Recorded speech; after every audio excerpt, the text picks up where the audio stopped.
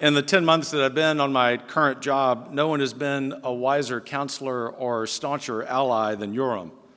Very few political movements are blessed with leaders as principled, clear-eyed, and public-spirited. And thank you to one of my other new friends, one of my first visitors at Heritage, our mutual friend Chris DeMuth, who was the first to encourage me to give national conservatism a chance. Chris,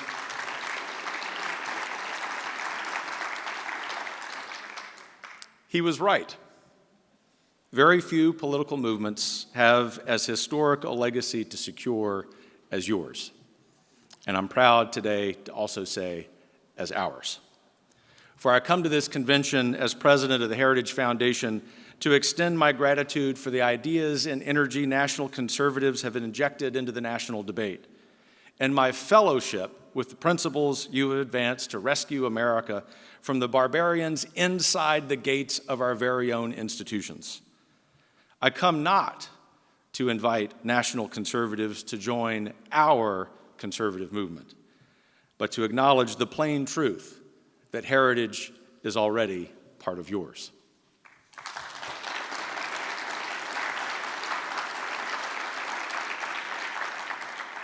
What's that cause? Our recent explication, or one recent explication you might have seen, you might have even signed, called for, quote, restoring to our nation a proper public orientation toward the virtues of patriotism and courage, honor and loyalty, religion and wisdom, congregation and family, man and woman, the Sabbath and the sacred, and reason and justice. A much older rendering commands us to tend and keep the garden from those who would be as gods. Today, our garden, our homes and families, our nation, the West, is besieged by three mortal threats: the Stalinist cult of wokeism, the Chinese Communist Party's genocidal regime in Beijing, and the globalist technocratic elite that profits off both by surveilling, deplatforming, and dehumanizing anyone who resists their Pharisaic tyranny. Perhaps the only thing more alarming than the strength these three storms have gathered in recent years has been the weakness of our civilizational bulwarks arrayed athwart them. Political, cultural, and economic institutions built up over centuries have fallen one by one like dry leaves from dying branches. Then again, that's what happens when roots are severed. As with trees, the real damage done to America's public institutions came not from the wind from without, but from the rot within. The tragedy of our universities, the stratification of our economy, the gelding of Congress, the farce of our news media, the weaponization of government against its people, and of popular culture against their values. These were all inside jobs, as was the betrayal of the Republican Party, of the families, community, and nation it exists to serve. Some might soften that indictment and accuse the GOP of only blindness or miscalculation. But if anything, the charge is too gentle. After all, no one expected academia, corporate boards, or the legacy media to defend our nation. The GOP, however, was supposed to be different.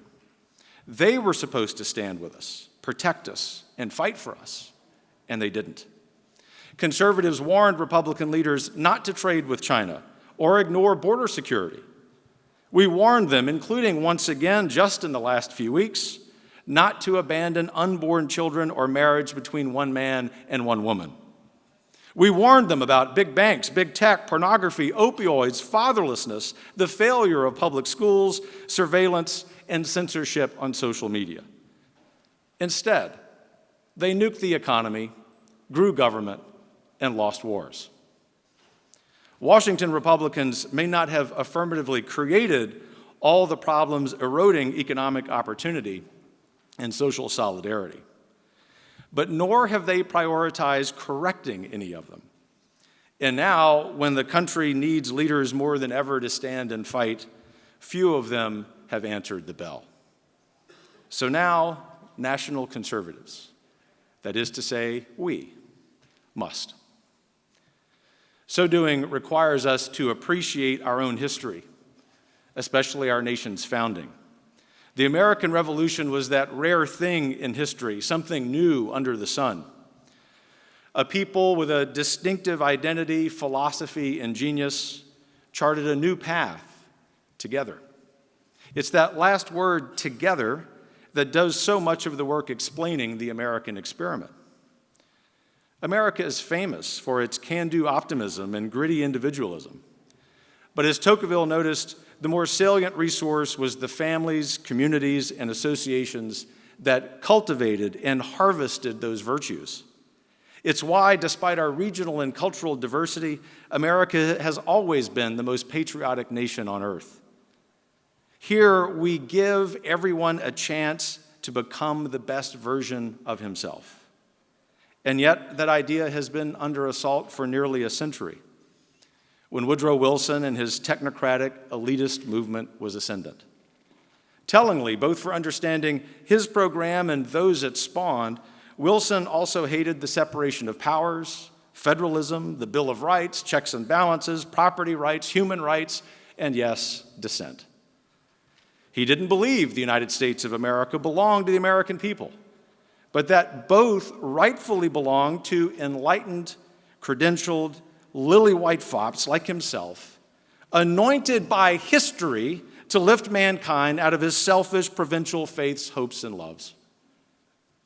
Thankfully, the difference between America then and now is that Wilson's radicalism crashed against the rocks of our public institutions.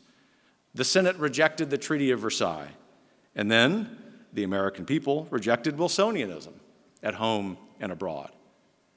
Even after the next era of progressive zeal under Franklin Roosevelt, the American people happily settled into our zenith of patriotism, family cohesion, and social solidarity.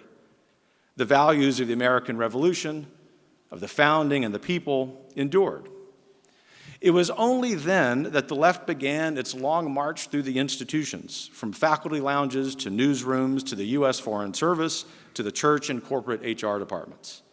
Just about every large institution in America has been decaying ever since. For 2 generations now, and with a few happy interruptions, America's elite institutions have grown dysfunctional, even toxic and incompetent in every task but their leaders' enrichment. In hindsight, we now recognize that while the end of the Cold War marked a historic victory over totalitarianism, that very same cancer was metastasizing throughout our own country.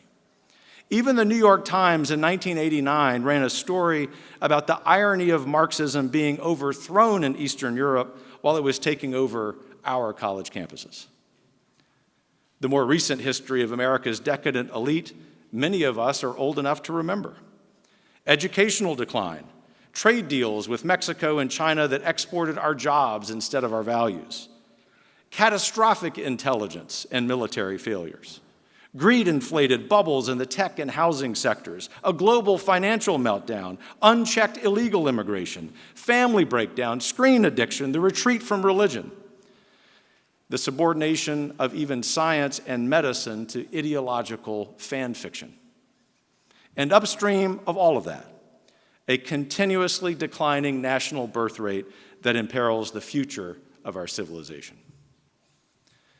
Some libertarian friends will object to the injustice or inefficiency of inserting moralizing government into the free market. To which I say, what free market? Internet search, advertising, and video sharing are as monopolistic as government itself. Social media is an oligarchy that pays tribute to the CCP. Voluntary exchange and market pricing are 2 of the best-known ways to lift mankind out of poverty. But we learned in the last few decades of trade with China, a police state can use trade not to expand freedom for its people, but to secure its hold on power. Milton Friedman was right. People should be free to choose. But truly free people put their culture, their families, and their national survival ahead of the GDP.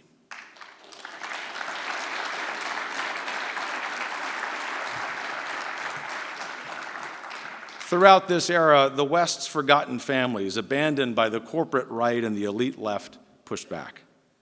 Pat Buchanan and Ross Perot, the Tea Party, the Brexit movement, and of course Donald Trump all made the same point. America's working families were not sharing globalism's fruits. They were being left behind and exploited by privileged leaders who should have been looking out for them. And all along, leaders in Beijing, Moscow, Tehran, and on college campuses continually tested the new soulless West's resolve and found it pliable. That's where I come in.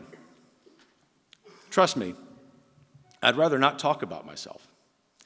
But many of you over the last several months have persistently asked what kind of conservative I am and what motivates me. You've told me that you see in the new heritage a shift, one in the direction of national conservatism, but that you don't yet know me. So allow me briefly to acquiesce to your curiosity. My worldview, my conservatism was forged in childhood. I grew up in a poor family, very poor, and besieged by the early signs of our nation's social decay. When I read Hillbilly Elegy, for example, I immediately felt a personal connection to J.D. Vance. My parents divorced when I was 4, the pervasive substance abuse around me, and the simultaneous collapse of my hometown's oil and gas economy created an instability in my family that persisted for a decade. Amid that, the tragic rotten fruit of those scourges was my teenage brother's suicide. I was 9. In those 5 years, one might say I got a preview of America's 21st century social disintegration, a topic that I know well, and not merely as an academic. But I had something in the 1980s that fewer and fewer Americans today possess: faith.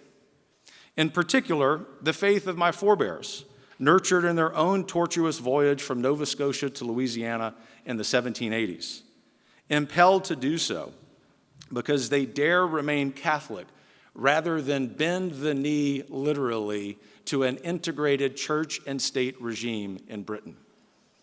And yet in their crucible, they forged a rock-ribbed commitment to truth, a deep love of the Virgin Mary, and building institutions intricately tied to family, community, and the purest of free markets, what Rothke would call a humane economy.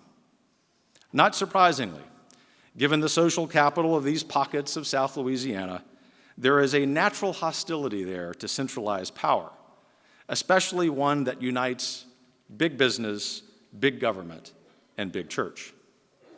That's why, in 1992, as a high school senior, I volunteered for Pat Buchanan's insurgent presidential campaign. In fact, my earliest political achievement, if you will, was helping to organize one of the largest rallies of his campaign. There, on a characteristically humid evening on the banks of Bayou Vermilion in my hometown of Lafayette, Louisiana, Buchanan delivered a prescient warning about the demise of our institutions, our patriotism, and our faith. I remember vividly the crowd interrupting Buchanan repeatedly, their raucous applause animated by the relief that someone finally understood their plight, our plight as Americans. You might say that my people knew what time it was in America before most even knew the clock was ticking.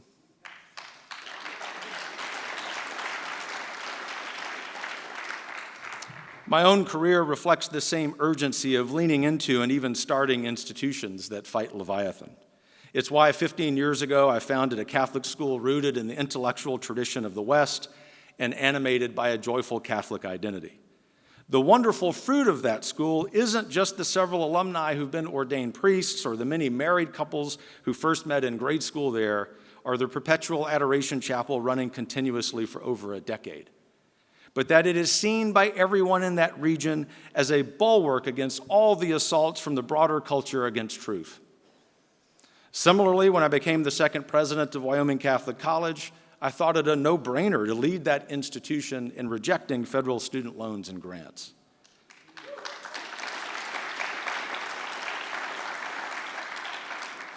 Denigrated by the New York Times as a cowboy Catholic, a charge I will forever sport with pride.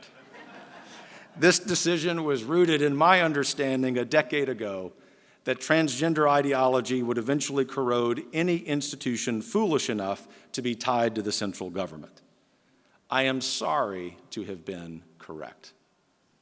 Nevertheless, that stance for our cash-strapped upstart college meant working that much harder to raise funds, a reality that Tucker Carlson, then a Fox News weekend anchor interviewing me early on a Saturday morning, explained as, quote, the price of principle. Consequently, I see my role at the Heritage Foundation as a continuation of its and my own work. To be sure, my upbringing in a culture that values passion and populism causes me occasionally to overstate my disdain for centralized power. Sometimes I even do that on Twitter. What can I say? Original sin is a powerful thing.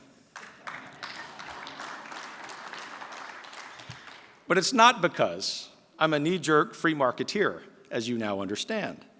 I can only hope and pray that explaining more about my own background as a conservative helps to elevate all our discourse.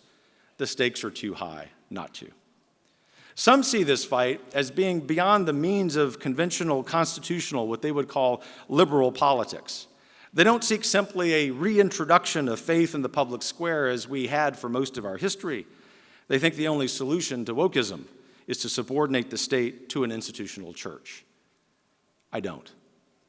Neither in the United States, where this brand of conservatism is alien, nor even on the continent where it is historically familiar, does this theocratic vision square with any conservative reading of history.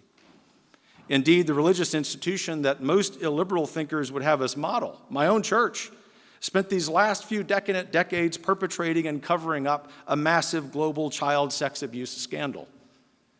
Integralists, heal thyself.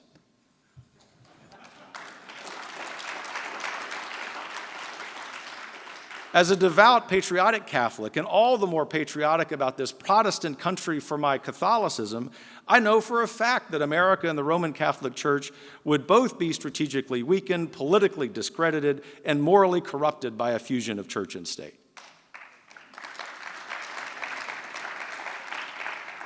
Permit me, therefore, to address Catholic integralism as a Catholic and on Catholic theological grounds.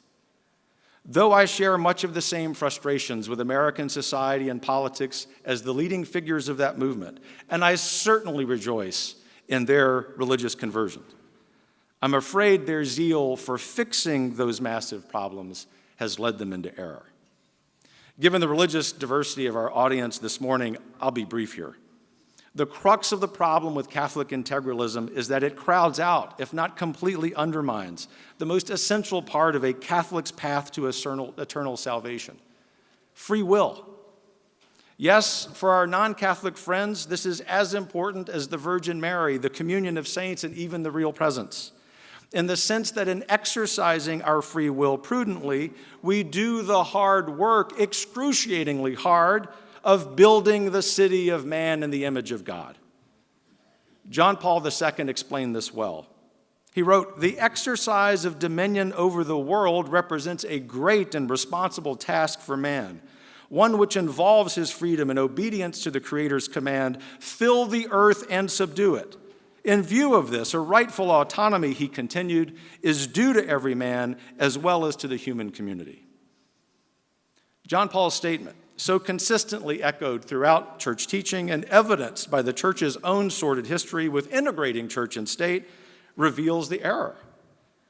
But what I plead for is not gratuitous rhetoric on Twitter, but a real conversation as friends, a conversation as family members, a conversation in the same room.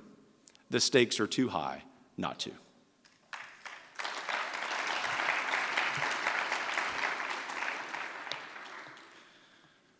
I believe that we have the opportunity in front of us to cohere a new, bright, powerful, and fruitful conservative movement.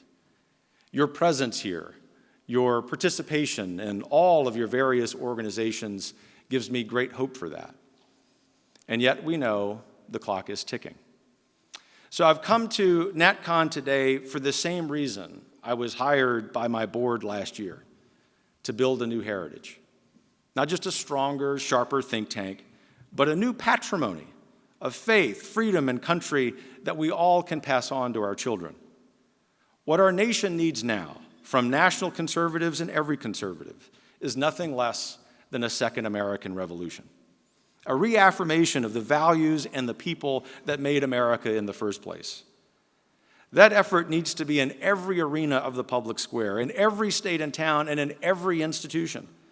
The needs are great enough, and this movement is broad enough for all of us to work together in spite of whatever differences and priorities we have. The key to that is, as our friend Yoram reminds us, to rediscover conservatism. And rediscover we must, for the next war is already on our shores, in our schools, on our screens, in our government, and at our throats. Our job is to rebuild our shining city on a hill by building dozens, hundreds, and eventually thousands of little cities on every hill. The platoons and institutions that, just like their upending in 1776, can today revitalize this great land. So I close with a question. What time is it in America? It's time to work together. And it's sure as hell time to fight, just like it's always been. I look forward to charging hills with you shoulder to shoulder for many years to come. God bless you.